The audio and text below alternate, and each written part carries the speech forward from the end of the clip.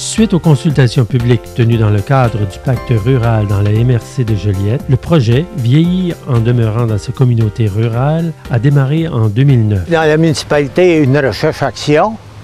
Et à partir des résultats de cette recherche-là, on s'est rendu compte que les aînés voulaient demeurer dans notre municipalité.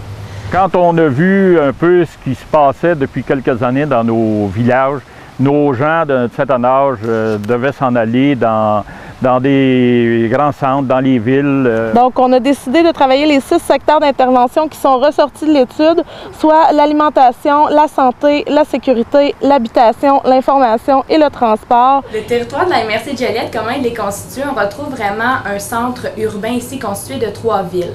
Nous, le projet, on intervient dans les 7 municipalités rurales qui gravitent autour.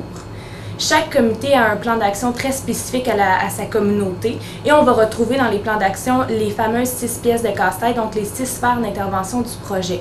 Ensuite, on a le comité de coordination où là, des représentants des comités locaux vont être présents et il va y avoir aussi des partenaires régionaux. Avoir un logement à prix abordable dans nos municipalités, moi personnellement, je trouve ça très important. L'enjeu d'une résidence comme ça, pour les gens, c'est de ne pas les déraciner, puis qu'ils soient actifs dans leur milieu.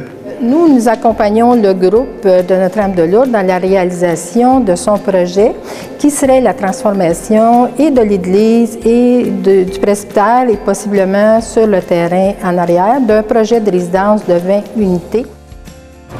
Nous avons vite compris que pour bien vieillir, il fallait bien manger.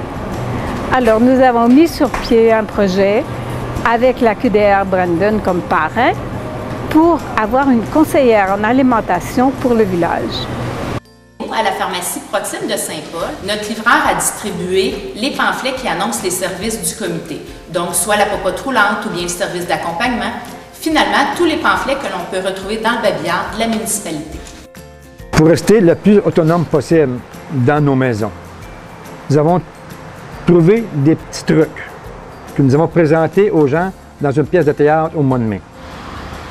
Vieillir en demeurant dans sa communauté rurale. C'est possible!